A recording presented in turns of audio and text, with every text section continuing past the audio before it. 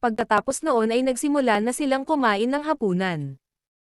Bagamat random silang umupo sa paligid ng mesa, si Master Leng lamang ang maaaring umupo sa Master Seat. Hinailan ni Master Leng si Guning at sinabihan siyang umupo sa kanyang kanang bahagi, habang si Leng Xiaoteng ay umupo sa kanang bahagi ni Guning.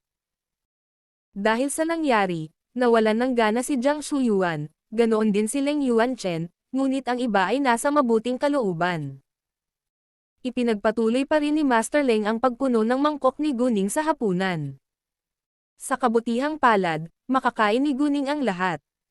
Sa mga mata ni Master Leng, si Guning ay miyembro ng kanyang pamilya, at mayroon siyang napakagandang impresyon sa kanya. Paulit-ulit na inihagis ni Leng Xiaojia ang kanyang unan sa kama upang ilabas ang kanyang galit sa kanyang silid. Mapahamak ka, Guning. Iiwan ka ni Leng Xiaoteng balang araw sa darating. Gagahasa ka hanggang mamatay. Marahas na sinumpa ni Leng Xiaojia si Guning. Nainis din si Jiang Shuyuan kay Guning, kaya sinubukan pa rin niya itong kunin. Miss Gu, pwede ko bang malaman kung saan ka galing? Kahit na siya ay magalang, nabigo siyang itago ang kanyang malisyosong layunin. CTF, sabi ni Guning. Hindi siya natatakot sa kanya. CTF.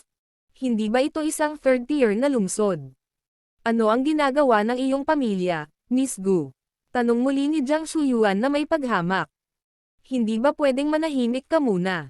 Inis na sambit ni Master Leng sa kanya. Lolo Leng, ayos lang. Dahil gusto ni MS Jiang na malaman pa ang tungkol sa akin, handa akong magbahagi ng kanilang impormasyon sa kanya, sabi ni Guning para aliwin si Master Leng. Hindi niya tinawag si Jiang Shuyuan na Tia Shuyuan, ngunit si MS Jiang, na nagpapakita na ayaw niyang lumapit sa kanya. Hindi na nagsalita pa si Master Leng, dahil alam niyang kakayanin ito ni Guning ng maayos. Ang aking ina ay may-ari ng isang beauty salon. Sinagot ni Guning ang tanong ni Jiang Shuyuan. Paano ang iyong ama? Sabay na tanong ni Jiang Shuyuan. Bueno, ang aking ama ay nasa maraming industriya, sabi ni Guning, ngunit hindi sinabi sa kanya ang mga detalye. Nako, napakaganda. Ano ang pangalan ng kumpanya ng iyong ama? Tanong ni Jiang Shuyuan. Paumanhin ngunit hindi ko masasabi sa iyo ang maraming detalye, sabi ni Guning. Hindi niya gustong gamitin ang impluwensya ng pamilyang Tang para tulungan ang sarili niya ngayon, dahil hindi siya kalaban ni Jiang Shuyuan. Gayunpaman, naniniwala si Jiang Shuyuan na ang negosyo ng pamilya ni Guning ay dapat masyadong maliit para magpakitang gilas.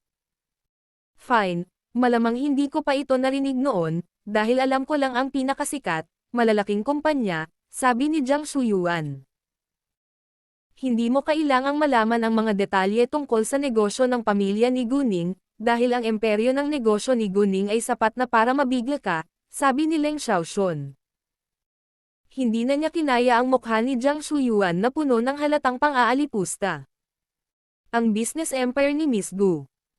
Nang marinig iyon, labis na nagulat si Jiang Shuyuan at iba pa. Hindi sila makapaniwala na si Guning ay nakapagpatakbo ng isang business empire sa murang edad.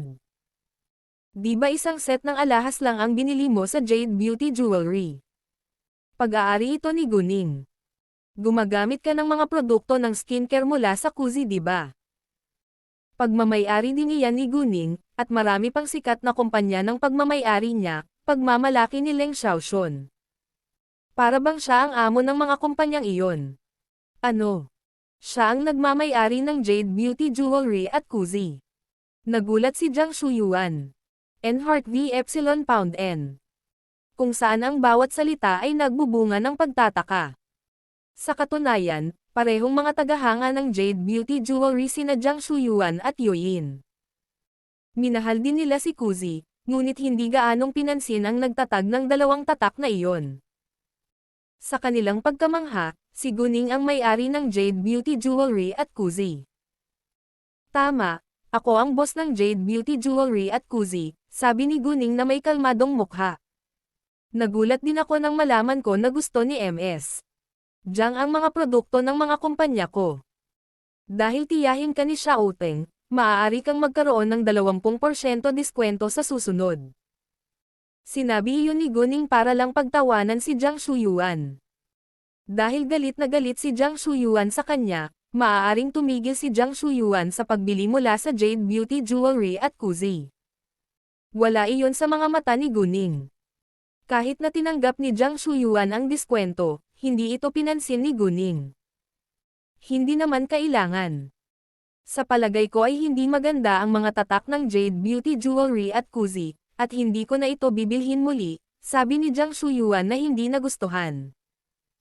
Ayaw niyang bilhin ang mga katulad na ginawa ng mga kumpanya ni Guning. Gayunpaman, ito ay isang masakit na desisyon. Ikinalulungkot ito ni Jiang Shuyuan sa sandaling sinabi niya iyon ng malakas, dahil talagang gusto niya ang Jade Beauty Jewelry at Kuzi, lalo na si Kuzi. Napabuti ni Kuzi ang kanyang balat, at talagang nag-aatubili siyang ihinto ang paggamit nito. Gayunpaman, nasabi na niya ito ng malakas, kaya imposibleng bawiin niya ang kanyang mga salita ngayon. Cool, sabi ni Guning at nagkibit-balikat. Pagkatapos noon, tinanong niya si Yuyin, Tita Yin, anong brand ng skincare products ang ginagamit mo? Ginagamit ko rin ang Kuzi, at sa tingin ko ito ay napaka-epektibo. Sabi ni Yuyin, at tapat siyang tagahanga ni Kuzi. Natutuwa akong malaman iyon. Sa totoo lang, maraming tagahanga ni Kuzi, ngunit sa kasamaang palad ay hindi ito gusto ni MS. Jiang. Baka may abnormal siyang balat, sabi ni Guning at tinuya si Jiang Shuyuan. Nang marinig iyon, nagalit si Jiang Shuyuan. Gayunpaman, bago pa siya makapagsalita ng anuman, pinutol siya ni Guning at patuloy na nakikipag-usap kay Yuyin. Tita Yin, gusto mo ba ng Jade Beauty Jewelry? Siyempre, ito ang pinakasikat na brand ng alahas ngayon. Nakangiting sabi ni Yuyin. Sa kabisera, maraming marangal na kababaihan ang mga tagahanga ng Jade Beauty Jewelry, at nadama nilang karangalan ang pagmamay-ari ng marangyang jade na alahas mula dito. Kung ikukumpara sa Jade Beauty Jewelry, ang iba pang alahas ay hindi gaanong kaakit-akit. Bukod dito, lalong sumikat ang Jade Beauty Jewelry. Nagaan ang loob ko na marinig iyon, dahil naghanda ako ng regalo para sa iyo, Tita Yin, sabi ni Guning, pagkatapos ay kinuha ang kanyang backpack. Sa totoo lang, walang intensyon si Guning na nagpapadala ng regalo kay Yuyin sa ngayon, ngunit nagpasya siyang gawin ito upang inisin si Jiang Shuyuan. Hindi siya mahina, at lalaban siya kapag siya ay inatake.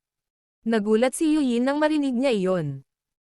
Tinanong lang siya ni Guning kung gusto niya ang Jade Beauty Jewelry at Kuzi, kaya malaki ang posibilidad na ang regalo ay mga produkto ng Jade Beauty Jewelry o Kuzi.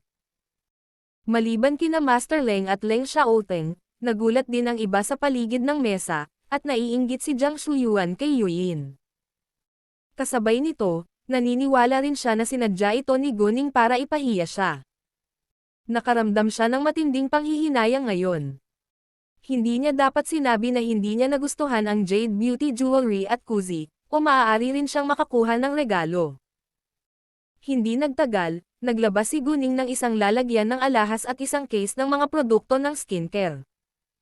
Sila nga ay mga produkto mula sa Jade Beauty Jewelry at Kuzi. Narito ang isang jade pendant mula sa Jade Beauty Jewelry, at isang set ng Kuzi skincare products. Tita Yin, sana magustuhan mo sila, sabi ni Guning at iniabot sila kay Yuyin. Lumiwanag ang mukha ni Yuyin nang makita ang dalawang kaso, ngunit hindi siya sigurado kung nararapat bang tanggapin ang mga ito ngayon. Well, ako. Hindi naman sila masyadong mahal. Mangyaring tanggapin sila, Tita Yin, sabi ni Guning, at inilagay sila sa mga bisig ni Yuyin. Dahil regalo ito ni Girl Gu, maaari mo silang tanggapin. Ginagawa ito ni Girl Gu dahil sa kabaitan, sabi ni Master Leng. Naunawaan niya na ginawa ito ni Guning para inisin ni Jiang Shuyuan, ngunit hindi niya naisip na ito ay hindi nararapat. Sa halip, sinuportahan niya si Guning sa paggawa nito. Si Jiang Shuyuan pa rin ang may kasalanan. Well, maraming salamat, masaya silang tinanggap ni Yuyin. Kayang-kaya niya ang mga ito, ngunit mas nakaramdam siya ng kasiyahan kapag sila ay malaya. Nabaluktot ang mukha ni Jiang Shuyuan sa galit, dahil binigyan lang ni Guning ng regalo si Yuyin at hindi siya pinansin. Gusto rin niya ng regalo. Walang alinlangan, ang jade pendant mula sa Jade Beauty Jewelry ay dapat na mahal. Medyo napahiya din si Leng Yuanchen dahil asawa niya si Jiang Shuyuan, at naapektuhan siya ng ugali nito. Gayunpaman, ito ay kasalanan ni Jiang Shuyuan kung tutuusin, kaya hindi niya masisisi si Guning. Gayunpaman, mayroon siyang kakilakilabot na impresyon kay Guning, ngunit hindi ito pinansin ni Guning. Pagkatapos noon, nagpatuloy silang kumain ng hapunan, dahil hindi nararapat na buksan ni Yuyin ang kahon ng alahas ngayon. Nang matapos ang hapunan, pumunta sila sa sala para makisalo ng tsaa at nagkwentuhan. Hindi pa binubuksan ni Yuyin ang lalagyan ng alahas hanggang ngayon. Nais ni Jiang Shuyuan na umakyat sa itaas kapag natapos na niya ang hapunan dahil ayaw niyang manatili sa Guning ng ilang sandali, ngunit nasasaktan siyang makita kung ano ang nasa kahon ng alahas. Nagulat muli si Yuyin nang makita niya ang jade pendant. Jesus, ito ay isang Fulusho jade pendant. Ang isang Fao jade pendant ay hindi bababa sa 3 milyong yuan. Maliban kina Master Leng at Leng Xiaoteng, lahat ng iba ay namangha sa kabutihang loob ni Guning. Hindi nagulat si Master Leng dahil pinadalhan siya ni Guning ng ilang mas mamahaling regalo. Ang King's Green Jade lamang ay hindi hihigit sa 100 milyong yuan. Hindi na nagulat si Leng Xiaoteng dahil alam niyang laging bukas palad si Guning. Si Jiang Shuyuan, gayunpaman, ay hindi maaaring magselos ngayon. Tita Yin, maaari kang magkaroon ng 20% off kapag gumastos ka muli sa Jade Beauty Jewelry at Kuzi sa darating. Kung pupunta ka doon kasama ang iyong mga kaibigan, ang iyong mga kaibigan ay maaaring magkaroon ng parehong diskwento sa iyo, sabi ni Guning. Bagamat ibinigay niya kay Yuyin ang regalo para mairita si Jiang Shuyuan, handa siyang maging mabait kay Yuyin. Si Guning ay may magandang impresyon kay Yuyin, dahil si Yuyin ay walang sama ng loob sa kanya o kay Leng Xiaoteng. Si Leng Xiaoteng ay nagmamalasakit lamang kay Master Leng sa pamilya Leng, ngunit naunawaan ni Guning na siya rin ay naghahangad ng pagmamahal sa pamilya. Kung may mga miyembro ng pamilya si Leng Xiaoteng na talagang nagmamalasakit sa kanya, hindi ito magiging masama. Miss Gu, sa tingin mo hindi ba namin kayang bumili ng mga sikat na internationally luxurious jewelry brands? Ang tatak na ito ay hindi pang internasyonal. Sa tingin ko hindi ko ito magandang regalo. Sinusubukan lang ni Jiang Shuyuan na pukawin ang mga bagay-bagay dahil nagseselos siya. Si Yuyin, gayunpaman, ay walang pakialam sa kanyang mga opinyon. Salamat, sa tingin ko ito ay isang magandang regalo, at gusto ko ito, sabi ni Yuyin kay Guning. Bagamat si Guning ay may Reg Alonggab, hindi siya makikipagtalo sa mga taong walang puot sa kanya. Mapapabuti na lang niya ang mga mababait na tao kapag nakaramdam siya ng kabaitan. Sa makatuwid, mas maganda ang impresyon ni Yuyin kay Guning ngayon. Kahit na malinaw na alam ni Yuyin na sinadya ito ni Guning para mairita si Jiang Shuyuan, naramdaman pa rin niya ang kabaitan ni Guning. Anyway, hindi rin niya gusto si Jiang Shuyuan. Wala ka bang nararamdamang hiya? Mura at walang kwenta, panunuyan ni Jiang Shuyuan kay Yuyin. Shuyuan, nasa ibabaw na. Si Guning ay mabait lang, at ang kanyang kabaitan ay hindi mabibili. Gaano man kayamanan ang pamilya Leng, hindi tayo dapat gumastos ng pera sa ligaw na pag-abandona, sabi ni Yuyin. Ikaw, galit si Jiang Shuyuan. Tama na, pinutol siya ni Leng Yuanchen. Hindi ba pwedeng manahimik ka sandali? Ako, may gustong sabihin muli si Jiang Shuyuan, ngunit hindi siya nang ahas na magsalita nang makita niya ang maliit na ekspresyon ni Leng Yuanchen. Nakaramdam siya ng lubos na kahihiyan, pagkatapos ay umalis ng walang pagkaantala. Gumawa rin ng dahilan si Leng Yuanchen para pumunta sa kanyang pag-aaral. Hindi ito pinansin ng iba sa kwarto, at nagpatuloy sa pakikipag-chat sa isa't isa. Sabi ni Leng Xiaoxun, Tatay, Nanay, alam mo ba kung gaano kagaling si Guning? May-ari siya ng ibang kumpanya maliban sa Jade Beauty Jewelry at Kuzi. Direkta niyang inilabas ang kanyang telepono at hinanap ang pangalan ni Guning sa internet bago niya ipinakita ang mga resulta kina Leng Yuanzhen at Yuyin. Idol ko si Goddess Gu. Sabi ni Leng Xiaoxi, at hindi nag-abalang itago ang kanyang paghanga kay Guning. Haha, mayroon akong napakahusay na apo. Nagpakitang gilas din si Master Leng. Lolo Leng, marami pa akong magagawa, sabi ni Guning at naaliw. Ito ang katotohanan na ikaw ay napakahusay at matagumpay na, sabi ni Master Leng. Matapos basahin ang balita tungkol kay Guning, parehong namangha sina Leng Yuanzhen at Yuyin. Sa kanilang pagkamangha, nagawa ni Guning ang napakaraming bagay sa murang edad. Ito ay ganap na lampas sa kanilang imahinasyon. Sa kanilang mga mata, si Guning ay isang mahuhusay na henyo. Sa totoo lang, hindi patas na laro kung ikukumpara nila si Guning sa kanyang mga kapantay, dahil isinilang siyang muli at nagkaroon ng tulong ng kanyang Jade Eyes. Pumunta si Jiang Shuyuan sa silid ni Leng Xiaojia mamaya. Pareho silang naiirite kay Guning, kaya patuloy silang nagmumura sa kanya. Siya pala ang boss ng Jade Beauty Jewelry at Kuzi, pero nasabi ko lang na hindi ko gagamitin ang mga pinakamahusay na gawa ng mga kumpanya niya sa harap mismo ng mga mukha nila. Nanghihinayang ako ngayon, Jade Beauty Jewelry said. Ano? Siya ang boss ng Jade Beauty Jewelry at Kuzi. Nagulat si Leng Xiaojia. Ayaw din niyang gamitin ang mga katulad na ginawa ng kumpanya ni Go, ngunit ayaw niyang gamitin ang paggamit ng Kuzi. Oh, binigyan din ni Guning si Yuyin ng Full Show Jade Pendant ng Jade Beauty Jewelry at isang set ng Kuzi skincare products, pero hindi niya ako pinansin. Sabi ni Jade Beauty Jewelry. Paano niya nagawa iyon?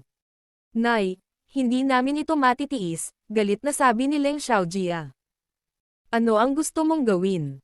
Nahirapan din si Jiang Shuyuan na turuan ng leksyon si Guning. Wala akong ideya ngayon, ngunit maaari kong tanungin ang aking kaibigan, sabi ni Leng Xiaojia. Mabuti, mag-ingat na huwag malaman ng iyong lolo, sabi ni Jiang Shuyuan. Naiintindihan ko, sabi ni Leng Xiaojia. Sabay-sabay na umalis sina Guning at Leng Xiaoteng sa bahay ng pamilya Leng makalipas ang ilang sandali. Xiaoteng, magkakaroon ba ng masamang impresyon sa akin si Lolo Leng dahil sa ginawa ko noon? Medyo nag-alala si Guning. Alam niya na mataas ang tingin ni Master Leng sa kanya, pero hindi pa siya kasal sa pamilya Leng, habang si Leng Xiaojia ay biological na apo ni Master Leng. Bumisita siya sa mga miyembro ng pamilya Leng sa unang pagkakataon, ngunit nagkaroon ng hindi magandang pagtatalo sa harap mismo ng mukha ni Master Leng. Relax, binalaan sila ng lolo ko na maging mabait sa iyo noon pa man. Kung maglakas loob silang kunin ka, maaari kang lumaban sa gusto mo. They deserve it, sabi ni Leng Xiaoteng. Nang marinig iyon, gamaan ang loob ni Guning. Sa totoo lang, ang saloobin ni Leng Xiaoteng ang pinakamahalaga. Kakampihan siya ni Leng Xiaoteng kahit anong gawin niya. Magsisimula ang public jade bid kinabukasan sa Burma. Ngunit kinailangan ni Guning at Leng Xiaoteng na umalis papuntang City Teng bukas, dahil kailangan ni Guning na tingnan ang kondisyon ng kanilang kumpanya doon. Nag-book sila ng mga tiket sa eroplano papuntang City Teng kapag sila ay nakarating na. Pabalik sa bahay. Dahil sa public jade bid sa Burma, walang maraming upuan na available sa mga eroplano papuntang City Teng mula sa kabisera, kaya ang flight na pinili ni Guning ay aalis ng 9:05 AM bukas. Pagkatapos, ipinadala ni Leng Xiaoteng si Guning sa kama. Si Leng Xiaojia, sa parehong oras, ay nagtipon kasama ang kanyang mga kaibigan sa isang bar upang pag-usapan kung paano turuan ng leksyon si Guning. Maliban kina Leng Xiaojia at Xi Yanyan, may dalawa pang binata at gwapong lalaki sa silid, ngunit mukhang burara. Nagtanong si Leng Xiaojia, Zhao Kai, mayroon ka bang magandang ideya? Gusto kong magturo ng kaunting B** ng leksyon. Sino ba ang may lakas ng loob na asarin ka? Gaano mo gustong gawin ito? Tanong ni Zhao Kai. Huwag mong i-disable, o patayin siya. Anything else will be fine, sabi ni Leng Xiaojia na may malisyosong mukha. Easy, Makakahanap tayo ng ilang lalaking gagahasa sa kanya at kukunan ito ng video, sabi ni Zhao Kai. Magandang ideya. Nakangiti si Leng Xiaojia. Maaari mo ba akong tulungan dito? Walang problema, sabi ni Zhao Kai. Marami siyang kaibigan sa Fairweather na magaling dito. Bigyan mo ako ng ilang impormasyon tungkol sa maliit na B***, para ma-stalk natin siya, sabi ni Zhao Kai. Ang kanyang pangalan ay Guning, 19 na taong gulang. Oh, sandali, tingnan ko kung mahahanap ko ang kanyang larawan, sabi ni Leng Xiaojia, pagkatapos ay hinanap ang mga larawan ni Guning sa internet. Hindi alam ni Leng Xiaojia ang mahusay na sinabi ngayon ni Guning, at ang alam lang niya ay si Guning ang boss ng Jade Beauty Jewelry at Kuzi. Kaya naman, nag-type siya ng pangalan ni Guning kasama si Jade Beauty Jewelry para hanapin ang mga larawan ni Guning. Gayunpaman, nalaman niya ang mas nakakagulat na balita tungkol kay Guning, at patuloy na binasa ito. Anong mali? Tanong ni Xi Yanyan kay Leng Xiaojia dahil mukhang gulat na gulat si Leng Xiaojia. Paano ito posible? Hindi makapaniwala si Leng Xiaojia sa kanyang mga mata. Ano? Tinanong din siya ni Zhao Kai at ng isa pang lalaki. Hindi sinagot ni Leng Xiaojia ang kanilang mga tanong, kaya lumapit si Xi Yanyan upang tingnan ang screen ng kanyang telepono. May impormasyon tungkol kay Guning sa screen ng telepono ni Leng Xiaojia, at si Xi Yanyan ay namangha rin matapos itong basahin. Naalala niya si Guning na naabutan nila noong nakaraang beses sa restaurant na iyon, ngunit hindi niya inaasahan na naging matagumpay si Guning. Na-curious si Zhao Kai at tiningnan din ang impormasyon ni Guning. Jesus, Xiaojia, sasabihin mo ba sa akin na turuan ko ang babaeng ito ng leksyon? Hindi naman siya mahina, gulat na bulalas ni Zhao Kai. Si Zhao Kai ay nakakita ng ilang balita tungkol kay Goddess Go, ngunit hindi niya alam na si Goddess Go ay si Guning. Hindi pa niya nakilala si Guning noon pa man. Gayunpaman, nag-aatubili siyang makipag-usap kay Guning kapag nalaman niyang si Guning ang sikat na Diyosa Go. Ang pamilyang Zhao ay isa ring napakayaman na pamilya sa kabisera, ngunit hindi ito pinipigilan na nang ahas siyang manginis sa sinuman. Malinaw niyang alam na hindi siya dapat makialam sa mga importante o maimpluwensyang tao. Well, hindi ko akalain na mahuli natin siya, lalo na ang panggagahasa sa kanya, sabi ng isa pang lalaki. Sa malakas na tunog, hinampas ni Leng Xiaojia ang kanyang telepono sa mesa at galit na sinabi, paano ito posible? Xiaojia, bakit galit na galit ka kay Guning? Tanong ni Zhao Kai. Nag-away kami noon sa isang restaurant, at ngayon ko lang nalaman na girlfriend siya ni Leng Xiaoteng. Pinahiya niya kami ng nanay ko kaninang hapon sa hapunan, sabi ni Leng Xiaojia. Hindi ko ito matatanggap, at kailangan kong turuan siya ng leksyon. Nang marinig iyon, napabuntong hininga ang iba. Madalas silang tumambay kay Leng Xiaojia, kaya marami silang narinig tungkol kay Leng Xiaoteng. Alam nilang lahat ang kahalagahan ni Leng Xiaoteng sa pamilya Leng, at walang sino man sa kanila ang nang-ahas o handang inisin siya. Dahil alam nila na si Guning ang kasintahan ni Leng Xiaoteng ngayon, imposibleng saktan nila siya. Ang sama ng loob ni Leng Xiaojia kay Guning, at mas pinili nilang layuan ito. Xiaojia, hindi kita matutulungan sa pagkakataong ito, sabi ni Zhao Kai. Bagamat hindi nasisiyahan si Leng Xiaojia, hindi siya nagpumilit, at nilunod ang kanyang kalungkutan. Gayunpaman, wala siyang balak na sumuko. Kung hindi siya matutulungan ni Zhao Kai, hihingi siya ng tulong sa iba. Hindi siya naniniwala na walang sino man ang maaaring parusahan si Guning. Kinaumagahan, maagang umalis sina Guning at Leng Xiaoteng para maiwasan ang traffic. Bago sila sumakay, tinawagan ni Guning si Xingpang, at sinabi sa kanya ang tiyak na oras na darating siya sa Cititeng para masundan siya nito sa isang oras. Si Guning at ang iba pa ay hindi makakarating sa airport ng Cititeng hanggang 1:50 p.m. Sa lounge, umalis si Guning para gamitin ang kwarto ng mga babae, at sinamantala ng magandang babae ang pagkakataong ito para makipag-usap kay Leng Xiaoteng. Gayunpaman, Si Leng Xiaoteng ay nagpakita ng malamig na mukha sa buong oras, at ang magandang babae ay kailangang umalis sa huli. Nako, napaka-charming at sikat ka. 2 minuto lang ang alis ko, biro ni Guning, naglalakad palapit sa kanya. Si Leng Xiaoteng, gayunpaman, ay mukhang seryoso. Kung hindi ako kaakit-akit, hindi ko magiging girlfriend ang sikat na Diyosago. Haha, natuwa si Guning. Si Leng Xiaoteng ay mas palakaibigan kaysa dati. Ito ang katotohanan, sabi ni Leng Xiaoteng. Sa sandaling umupo si Guning sa tabi ni Leng Xiaoteng, binawi ng ibang mga babae ang kanilang mga tingin. Nagkaroon na ng kasintahan si Leng Xiaoteng kaya hindi nararapat na patuloy silang tumitig sa kanya. Walang gustong mapahiya sa publiko. Nang oras na ng pag-alis, sumakay sina Guning at Leng Xiaoteng. 1:50 ng hapon, lumakad ang eroplano sa airport ng City Teng.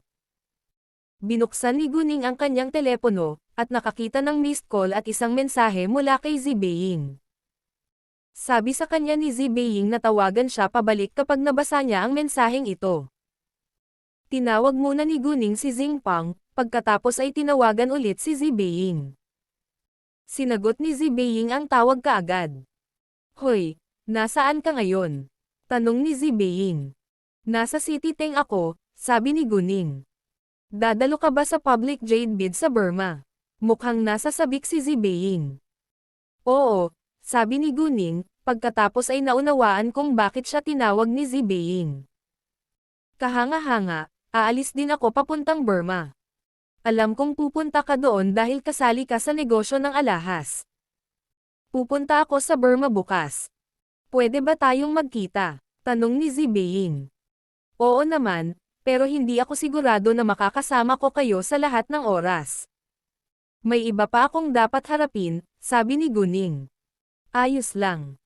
Pupunta lang ako doon para masaya, para may pasyal mo ako, sabi ni Zi Beiying. Walang problema, sabi ni Guning. Ibinaba niya ang tawag, at sinabi kay Leng Xiaoteng ang tungkol dito, at sinang-ayunan ito ni Leng Xiaoteng.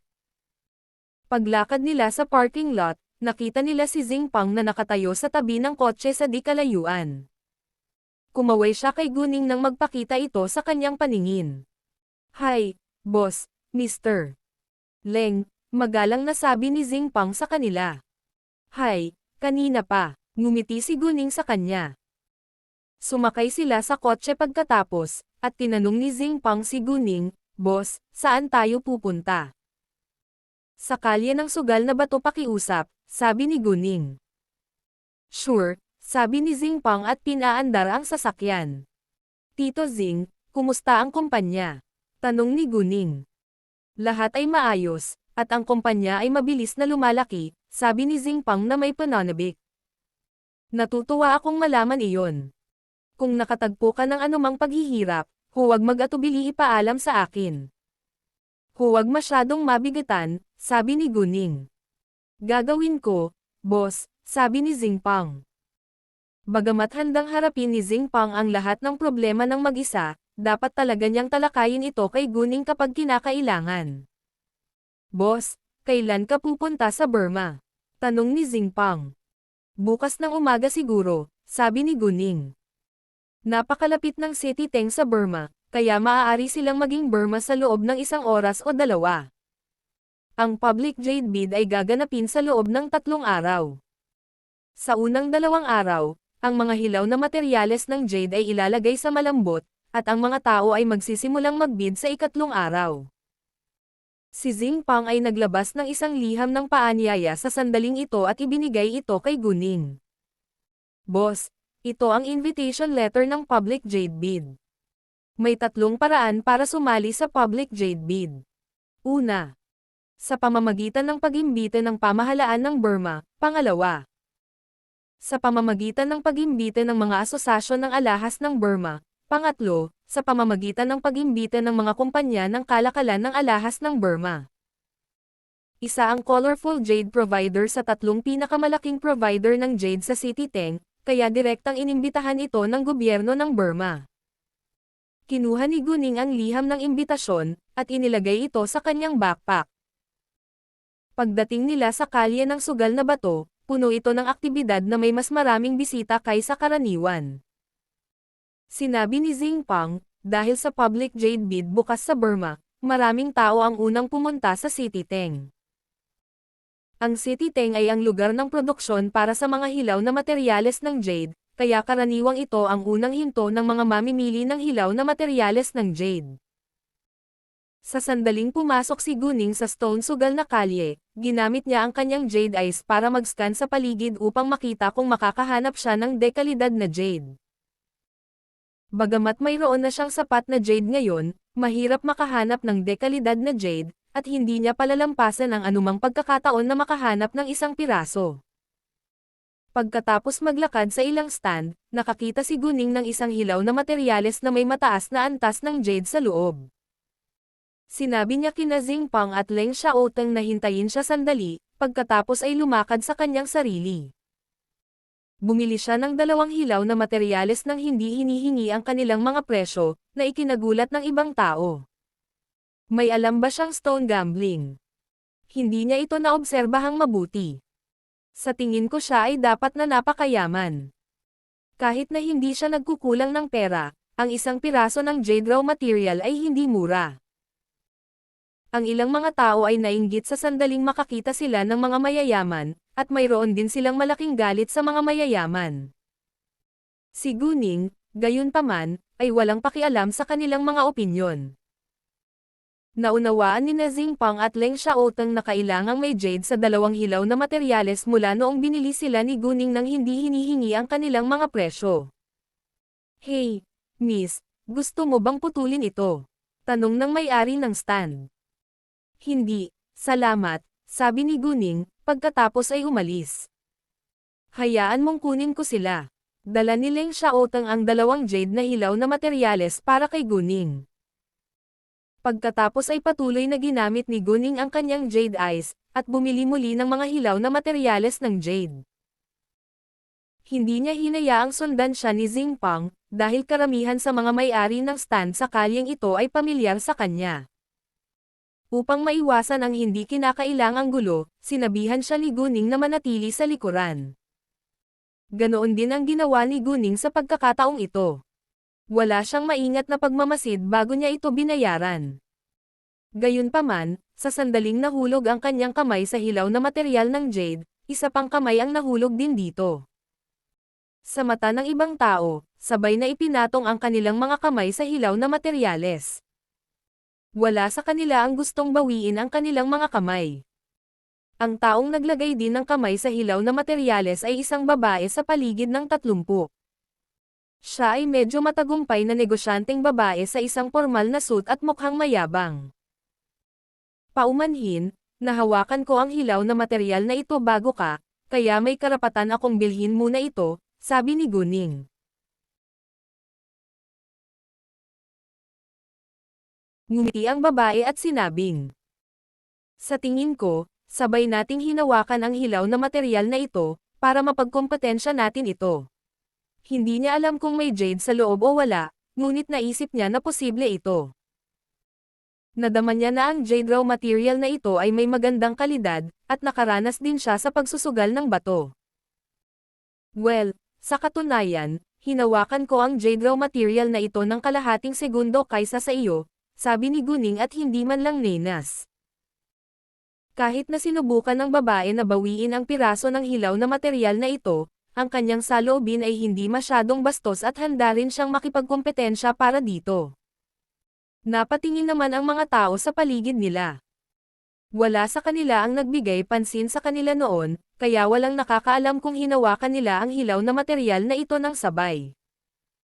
Nakita nga ng may-ari ng stand ang kanilang mga kamay, ngunit naisip niyang halos sabay nilang hinawakan ang hilaw na materyales na ito. Gayunpaman, iginiit ni Guning na hinawakan niya ang hilaw na materyal na ito sa kalahating segundo ng mas maaga. Napansin din ni Xingpang at Leng Xiaoteng ang pagtatalo. Tanong ni Xingpang, mukhang nagkaroon ng problema si boss, kailangan ba natin siyang tulungan? Ayos lang. Kakayanin niya. Malinaw na narinig ni Leng Xiaoteng ang kanilang talakayan, at alam niyang hindi ito malaking bagay. Dahil sinabi ni Guning sa kanila na hintayin siya, dapat silang makinig sa kanya. Kung hindi malulutas ni Guning ang problema nito, hihingi siya ng tulong sa kanya. Kaya mong patunayan? Tanong ng babae. May mga surveillance camera sa lahat ng dako. Madaling malaman ang katotohanan, sabi ni Guning, pagkatapos ay lumingon para tingnan ang may-ari ng stand. Tama. Nang makita si Guning na sobrang kumpiyansa, tumango ang may-ari ng stand. Oo, oo. Malaki. Walang balak ang babae na isuko ito. Kahit na napatunayan ng surveillance video na mas huli siya ng ilang segundo kaysa kay Guning, maaari siyang humingi ng tawad.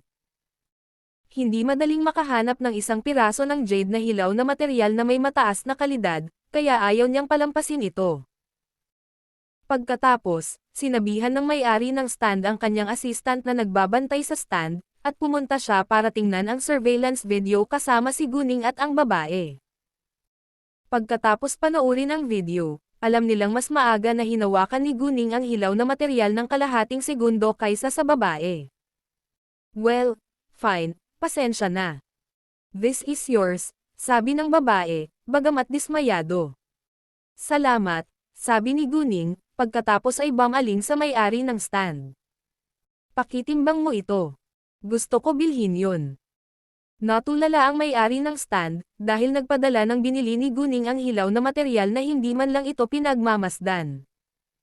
Nagulat din ang babae sa pagtitiwala ni Guning.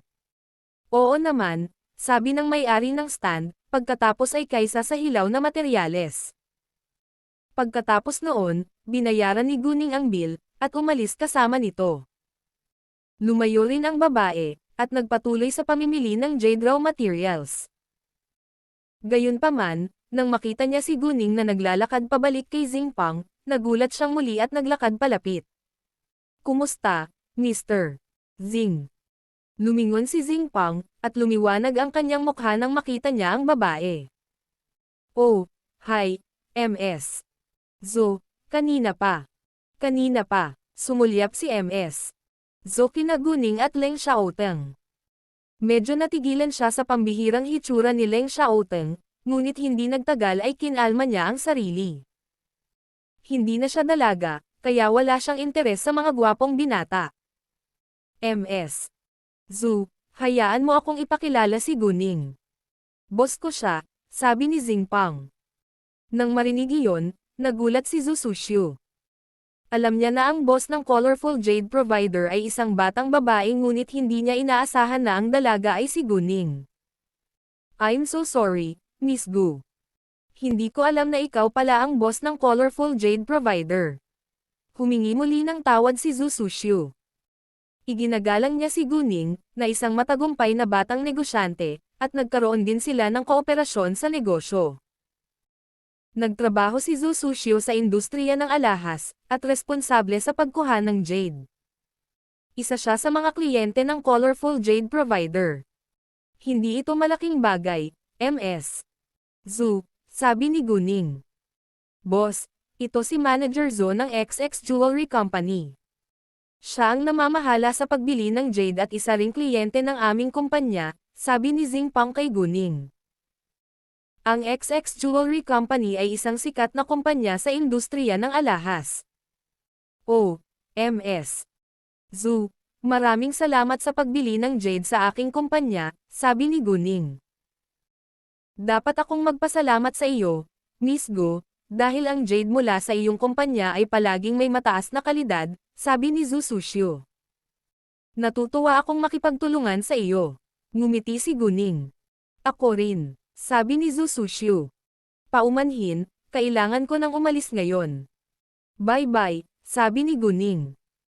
Hindi nagtagal, dumating si Guning at iba pa sa pabrika ng Colorful Jade Provider. Ang mga hilaw na materyales ng jade na binili niya ay may jade sa loob, kaya binalak niyang putulin ang mga ito sa pabrika. Sanay na ang mga taga-putol ng bato sa pagputol ng jade araw-araw, at hindi nakakagulat nang dumating si Guning na may dalang maraming magagandang jade raw na materyales. Nagtataka sila kung bakit halos lahat ng mga hilaw na materyales sa pabrika na ito ay may magandang jade sa loob. Ngunit hindi sila naglakas loob na magtanong tungkol dito, dahil pumirma sila ng isang kasunduan na huwag maglabas ng anumang impormasyon. Gayunpaman, maraming mga kapantay sa parehong industriya ang nainggit sa colorful jade provider. Nais nilang lahat na malaman ang dahilan, ngunit walang mga manggagawang nagtatrabaho sa pabrika na ito ang gustong sabihin sa kanila. Actually, wala ni isa sa kanila ang nakakaalam ng totoong dahilan. Si Guning, Leng Xiaoteng at Xing Pang ay umalis sa pabrika ng alas 5 ng hapon para sa hapunan. Nagkataon, muli nilang nakilala si Zhu Suxiu sa restaurant. May isang lalaking sumusunod kay Zhu Suxiu, dapat siya ang sekretarya niya. May isa pang nasa katanghaliang gulang na lalaki at isang dalaga kasama si Zhu Suxiu, at ang dalaga ay halatang sekretarya ng nasa katanghaliang gulang na lalaki. Napag-isip-isip ni Guning na ang mga babae ay palaging may mga lalaking sekretarya, habang ang mga lalaki ay kadalasang may mga babaeng sekretarya. Hindi sila nakita ni Zhu Suxiu, kaya hindi siya binati ni Guning.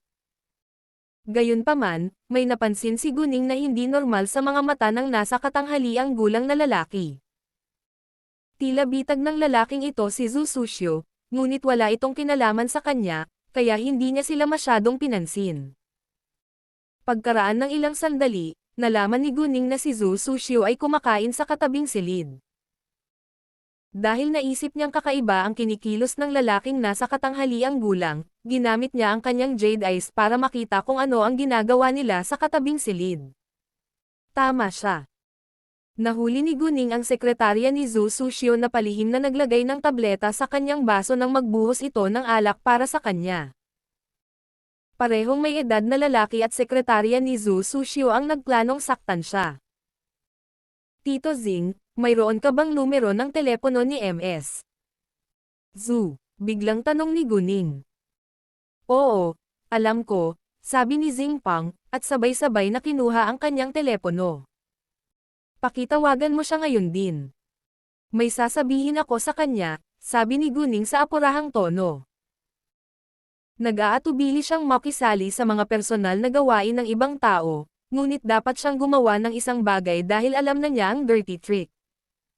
Oo naman. Tinawagan ni Xing Pang si Zhu Suxiu nang walang pagkaantala, pagkatapos ay ibinigay ang kanyang telepono kay Guning. Sumulyap si Leng Xiaoteng kay Guning. Alam niyang may dahilan ito. Sa susunod na silid, itinaas lang ni Zhu Suxiu ang baso at kakain na sana, ngunit tumunog ang kanyang telepono sa sandaling ito. May sinabi siya sa medyo may edad na lalaki, pagkatapos ay sinagot ang tawag. Gamaan ang pakiramdam ni Guning. Kumusta, Mr. Xing? Sabi ni Zhu Suxiu. MS. Zhu. Ako ito, Guning, sabi ni Guning. Nagulat si Zhu Suxiu. Oh hi, may maitutulong ba ako? Tanong ni Zhu Suxiu. Nakita lang kita sa XX restaurant, pero kasama mo ang mga kaibigan mo, kaya hindi kita binati. May naisip lang akong importante, pwede ba kitang makausap kahit sandali lang? Nasa 0.666 room ako, sabi ni Guning. Pakiusap pumunta ka mag-isa. Hindi maintindihan ni Zhu Suxiu kung bakit siya biglang tinawag ni Guning, ngunit alam niya na ito ay dapat na isang bagay na mahalaga. Kaya naman, pumayag siya. No problem, sasama ako. Pagkatapos ibaba ang tawag, sinabi ni Zhu Suxiu sa nasa katanghaliang gulang na lalaki, Mr. Zhang, sorry talaga. Nasa kabilang kwarto ngayon ang boss ng colorful jade provider, at kailangan niya akong makita sandali. Babalik ako sa loob ng ilang minuto. Oo naman, sabi ng nasa katanghaliang gulang na lalaki, at hindi na nag-isip pa. Naniniwala siya na walang makakaalam ng kanyang maruming panlilinlang. Pagkatapos noon, tumayo si Zhu Suxiu at umalis. May kumatok sa pinto ng pribadong silid kung saan tumuloy si Guning, at personal na binuksan ni Guning ang pinto. Hi, Miss Gu, Mr. Xing. Binati ni Zhu Suxiu sina Guning at Zheng Pang pagkatapos niyang pumasok sa loob. Hindi niya kilala si Leng Xiaoteng, kaya hindi niya ito binati. Hindi rin kilala ni Leng Xiaoteng si Zhu Suxiu, kaya nanatili siyang tahimik. Ms. Zhu, may napansin akong kakaiba sa lalaking nasa katanghaliang gulang na kasama mo rito. Nakipagpalitan din ng tingin ang binata sa tabi mo sa medyo may edad na. Masama ang pakiramdam ko at sa tingin ko dapat kang mag-ingat. Mas mabuting huwag kang uminom o kumain ngayong gabi, sabi ni Guning. Si Zhu Suxiu ay hindi pipi, at napagtanto niya kung ano ang mangyayari sa kanya sa sandaling sinabi iyon ni Guning. Kung tutuusin, may premonition siya sa kanyang sarili nang italaga ng kanyang amo ang middle-aged na lalaki na maging vice-presidente. Hindi siya nakasama ng nasa katanghaliang gulang na lalaki, kaya nag-aalala siya na baka magplano ito laban sa kanya balang araw. Gayunpaman, wala pa siyang nakitang matibay na patunay. Sa kanyang pagtataka, kasama rin dito ang kanyang sekretarya. Hindi siya sigurado kung pinagtaksilan na siya ng kanyang sekretarya dahil ilang taon na siyang pinagtrabahuan ng binata. Nagpasya siyang mag-imbestiga mamaya.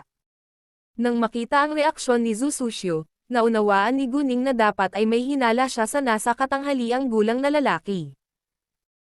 Miss Gu, maraming salamat sa pagsabi sa akin yan, sabi ni Zhu Suxiu nang may katapatan, ngunit ang problema ay hindi siya makaalis ngayon. Kahit alam niyang nasa delikadong sitwasyon siya ngayon, wala siyang ebidensya. Bukod dito, ang mga pinggan ay maaaring walang nakakapinsala sa loob. Walang anuman. Masama lang ang pakiramdam ko at sana ay manatiling ligtas ka. Naiintindihan ko na hindi ka pwedeng umalis ngayon. Kung nagtitiwala ka sa akin, maaari mong inumin ang pil na ito. Kung talagang may nakakapinsala sa inumin o pinggan, mapoprotektahan ka nito, sabi ni Guning, at naglabas ng bote ng porselana mula sa kanyang backpack. Nagulat si Zhu Suxiu at nag-alinlangan.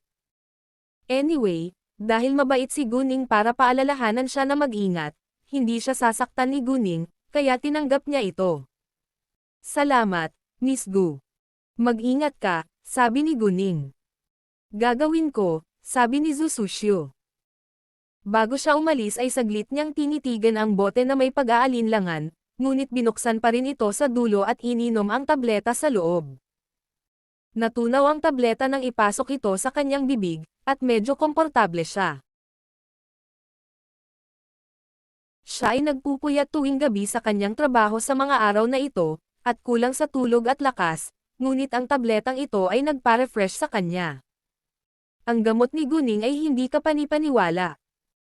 Nang makabalik si Zhu Suxiu sa susunod na pribadong silid, inayos niya ang sarili at sinabing, ikinalulungkot kong pinaghintay ka.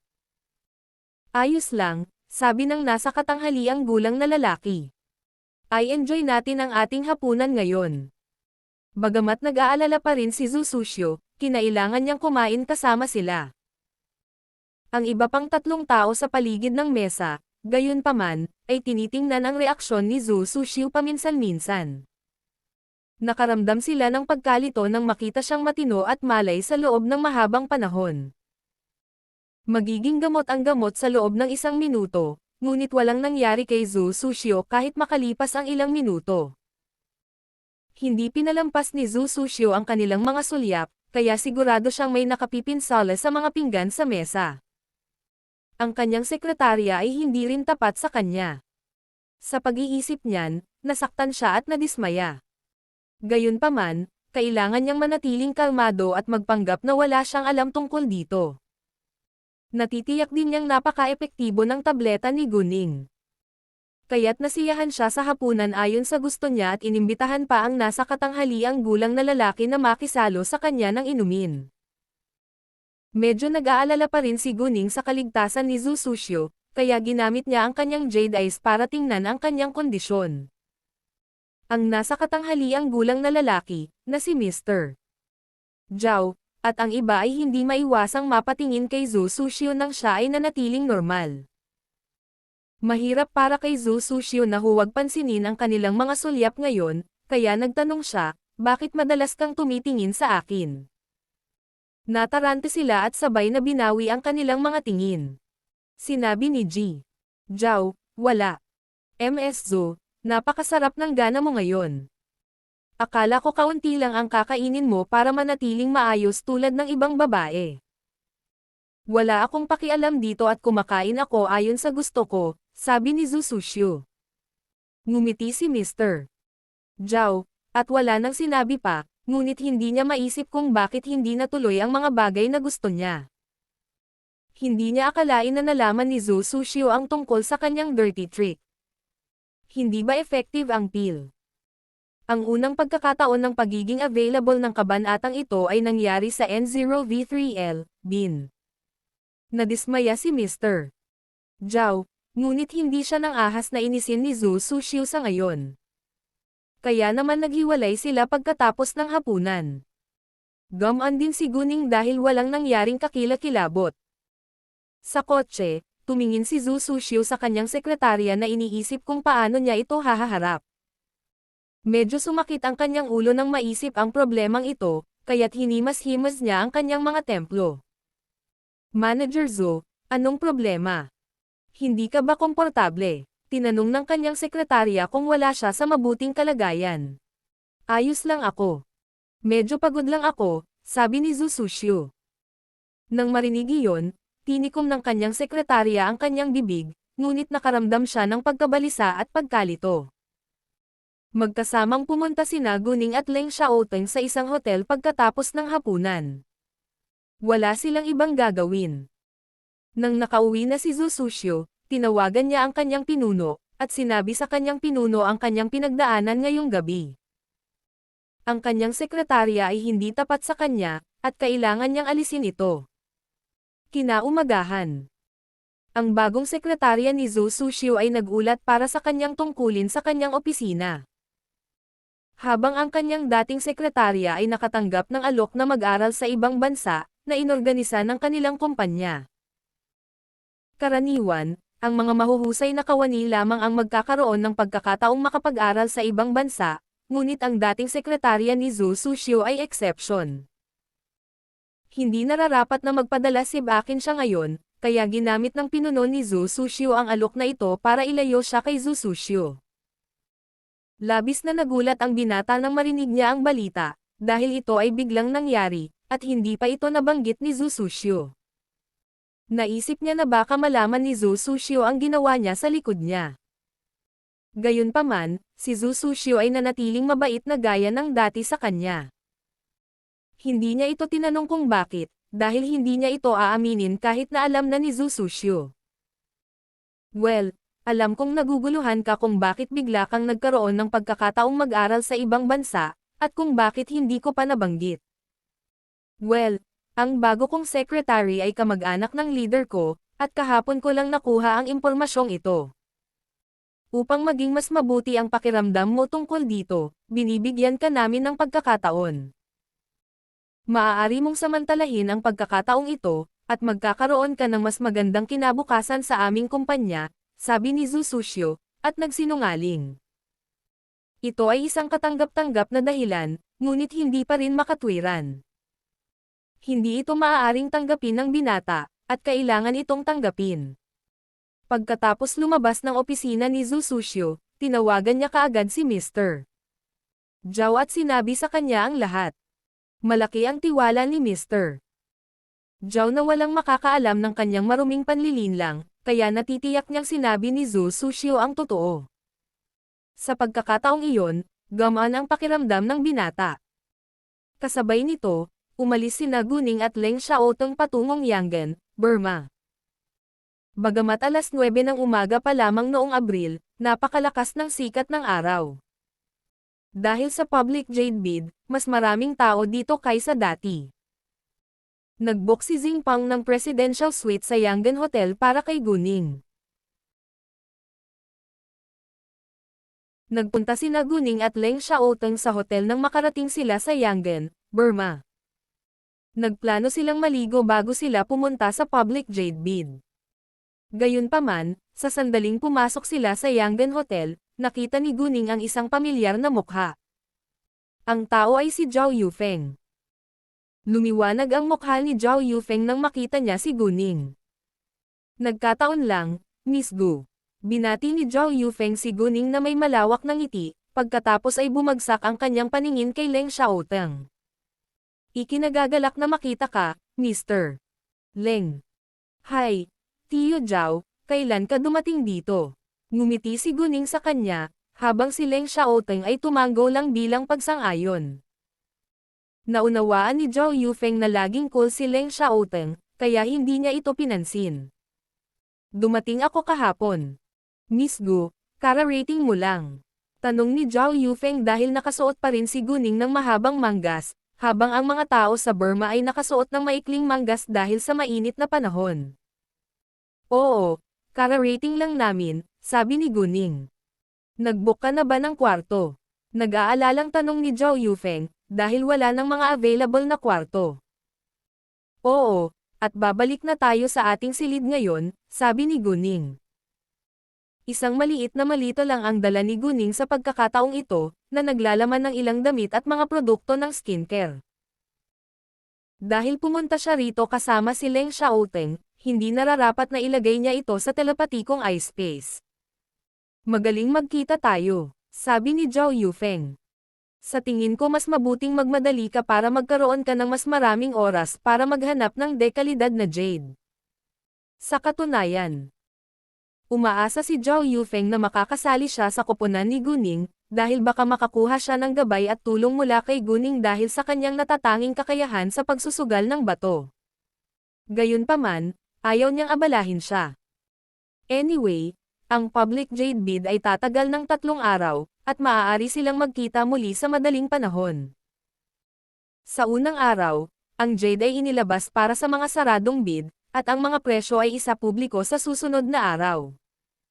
Maaaring putulin ang jade sa hapon sa ikalawang araw, na nakasalalay sa bibili. Ang ikatlong araw ng public jade bid ay isang auction. Magkita-kita tayo, sabi ni Guning, pagkatapos ay umalis kasama si Leng Xiaoteng. Mabilis silang kumilos, at umalis ng hotel makalipas ang kalahating oras. Ang public jade bid ay tumanggap lamang ng cash, o mga bank card mula sa Swiss Bank. Bagamat may bank card si Guning mula sa Swiss Bank, hindi siya siguradong magagamit niya ito dito, kaya pumunta pa rin siya upang makipagpalitan ng mga dolyar mula sa isang lokal na bangko. Ang public jade bid ay hindi matatagpuan sa sentro ng lungsod, ngunit isang lugar na 20 kilometro ang layo sa isang suburb. Sumakay sina Guning at Leng Xiaoteng ng taxi at nakarating doon mga 12 minuto mamaya. Nang makarating sila sa pasukan, ipinakita ni Guning ang kanyang liham ng imbitasyon. At binigyan ng isang kawani si Guning ng isang dokumento na may impormasyon ng mga bagay na nangangailangan ng pansin sa pagbid. Numero ng item sa pagbid, kategorya ng pagbid, open bid o closed bid, pati na rin ang dami. Bilang reserbang presyo, at oras ng pagbid dito. Bagamat sinabi ng mga alituntunin na ang mga taong may liham ng imbitasyon lamang ang makapasok sa loob, ang iba ay nakapasok sa lugar na ito sa pamamagitan ng pagbabayad din ng pera. Ang public jade bid ay ginanap sa isang maluwag na square na may mga tindahan sa magkabilang gilid at mga stand ng jade raw materials sa gitna.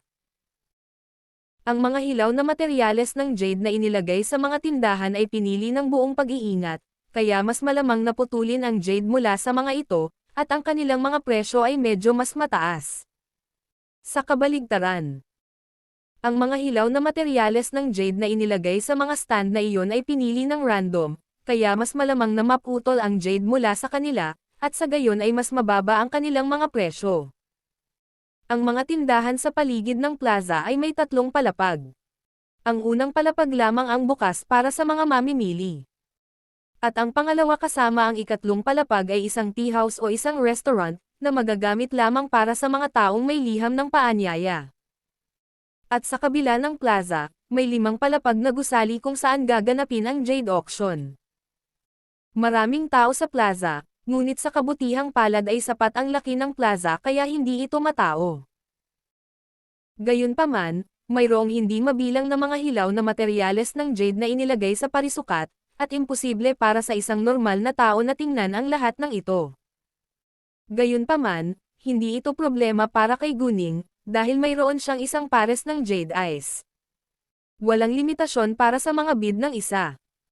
Hanggat mayroon kang sapat na pera, maaari kang magbid para sa bawat piraso ng Jade raw material. Gayunpaman, walang sino man ang gagawa nito. Mayroong libu-libong Jade raw na materyales sa plaza, ngunit walang Jade sa bawat piraso ng mga ito. Ito ay lubhang mapanganib, at walang sino man ang handang gawin iyon. Hawak ni Guning ang isang panulat at isang piraso ng papel sa kanyang mga kamay. Nagsimula siya sa mga stand, dahil napakaraming tao sa loob ng mga tindahang iyon sa ngayon. Ang mga tao ay maaari lamang gumawa ng mga saradong bid sa unang araw. Kaya maaaring maraming tao ang magbibid para sa parehong piraso ng Jade raw na material, at tanging ang pinakamapagbigay na mamimili ang makakakuha nito. Dahil napakaraming hilaw na materyales ng Jade, hindi lahat ng piraso ay banibid. Nagpasya si Guning na maglagay ng mas mataas na bid kung may mahanap siya na gusto niya. Siya ay pagpunta sa gumawa ng mas maraming pera kaysa sa bid pagkatapos ng lahat. Sinundan ni Leng Xiaoteng si Guning sa katahimikan. Kahit na hindi siya kinakausap ni Guning, hindi siya nakaramdam ng pagkabagot. Pipili lang si Guning ng mga hilaw na materyales ng Jade na may Jade sa itaas ng medium-high level sa loob. Ngunit hindi ito angkop para sa kanya na magbid ng masyadong maraming beses, kaya hahayaan niyang tulungan siya ni Leng Xiaoteng na gawin ito. Sa karamihan ng mga kaso, mayroon lamang bato sa mga hilaw na materyales ng Jade. Maaaring may 10th Jade raw na materyales lang na may Jade sa loob sa isang tumpok ng Jade raw na materyales, kaya hindi madaling makahanap ng Jade raw material na may mataas na kalidad na Jade sa loob. Pagkatapos suriin ang 5 stand, nagbid si Guning sa 5 Jade raw na materyales. Pagdating niya sa ika-9 na kinatatayuan, muli niyang nakilala si Zhao Yufeng. Kasama niya ang ilan pang negosyante. "Hi, Miss Gu," binati siya ni Zhao Yufeng. Sinulyapan ni Guning ang Jade na hilaw na materyales sa mga kamay ni Zhao Yufeng, pagkatapos ay ngumiti at sinabing, "Well, sa tingin ko ay wala itong Jade." Nang marinig iyon, agad itong ibinaba ni Zhao Yufeng. Gayunpaman, ang isang lalaki sa tabi ni Zhao Yufeng ay hindi nasisiyahan, at sinabi na may malamig na mukha, "Ikaw ay isang batang babae lamang. Magkano ang maaari mong malaman tungkol sa stone gambling?" Medyo inis si Zhao Yufeng. "Chairman Wu, si Miss Gu ay kaibigan ko, kaya maaaring magpakita ng paggalang." "Ikaw," nagalit si Chairman Wu nang umanig si Zhao Yufeng kay Guning. "Sige, kung gusto mong makinig sa isang batang babae, gawin mo ang gusto mo." Pagkatapos nun, naglakad na siya palayo. Hindi siya pinansin ni Zhao Yufeng, at humingi ng paumanhin kay Guning, "Miss Gu, mangyaring huwag pansinin ito. Lagi naman siyang ganyan." "Ayos lang," ngumiti si Guning. Hindi siya magagalit sa isang estranghero. Pagkatapos, sinulyapan ni Guning ang mga Jade raw na materyales na nakalagay sa stand, pagkatapos ay sinabi kay Zhao Yufeng sa mahinang boses, "Tingnan mo ang F1003 Jade raw material. Sa tingin ko baka may Jade dito." Mayroong isang piraso ng medium-high level na Jade sa loob nito, at sinabi iyon ni Guning upang bigyan ng pahiwatig si Zhao Yufeng. Naunawaan ito ni Zhao Yufeng at nagtiwala rin siya kay Guning. "Salamat, Miss Gu. Walang anuman. Natatakot ako na kailangan kong pumunta ngayon," sabi ni Guning. "Magkita tayo," sabi ni Zhao Yufeng at hindi pinigilan si Guning. Nang mawala si Guning, isinulat ni Zhao Yufeng ang bilang ng hilaw na materyal na iyon. Naniniwala siyang may Jade ito, kaya mas mataas ang bid niya para masiguradong magiging kanya iyon. Tila si Guning ay nakatadhana na makatagpo ng higit sa isang pamilyar na mukha sa public Jade bid na ito sa Burma, dahil pagkatapos maglakad ng ilang sandali, nabangga niya si Amy Hill. Pumunta dito si Amy kasama ang kanyang kuya na si Adam Hill. Walang sama ng loob si Adam kay Guning, ngunit ginawa ni Amy Sinubukan ni Amy na patayin si Gunning nang walang kabuluhan noon, kaya hindi siya hinayaan ni Gunning na makatakas sa pagkakataong ito. Nang makita ni Amy si Gunning, natakot siya, dahil naalala niya ang babala ni Gunning. Ipinanganak siya sa pamilya ni Hill, ngunit sinabi sa kanya ng kanyang kuya na hindi siya tutulungan ng kanilang pamilya kung iniinis niya si Gunning. Si Gunning ay nagkaroon ng malapit na relasyon kay Sito Ye, at si Sito Ye ay nagmamalasakit din kay Gunning. Naiinggit pa rin si Amy kay Gunning, at kinasusuklaman pa rin niya si Gunning, dahil gusto ni Sito Ye si Gunning at sinaktan siya ni Gunning. Sa pag-iisip niyan, naisip ni Amy na dapat niyang turuan ng leksyon si Gunning. Nanatiling kalmado si Gunning at walang pakialam sa iniisip ni Amy. Hindi niya nakalimutan ang ginawa sa kanya ni Amy, pero wala siyang balak na sadyain pang balikan si Amy.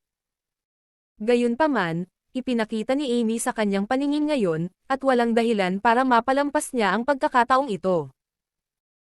At saka, kung iniwasan ni Amy na makipagkita sa kanya at lumayo sa kanya, magiging mabait siya at hahayaan siya, ngunit kailangan lang ni Amy na gawin ang kabaligtaran. Kaya naman, naunawaan ni Gunning na kailangan niyang gumawa ng isang bagay para pigilan si Amy na saktan siya muli. Nakita ng pangalawang Leng Xiaoteng ang ekspresyon ni Amy, alam niyang may sama ng loob ang babaeng ito kay Gunning, kaya binigyan niya ito ng malamig na tingin. Nakaramdam ng pananakot si Amy sa sulyap na iyon, at inilayo niya ang kanyang mga mata sa takot. Kinabahan din si Adam nang makita niya ang ekspresyon ni Gunning, at binigyan si Amy ng isang babalang sulyap para sabihin sa kanya na huwag inisin si Gunning. Gayunpaman, hindi alam ni Adam ang maraming detalye kung ano ang ginawa ni Amy kay Gunning, o hindi siya magiging maasahin sa mabuti.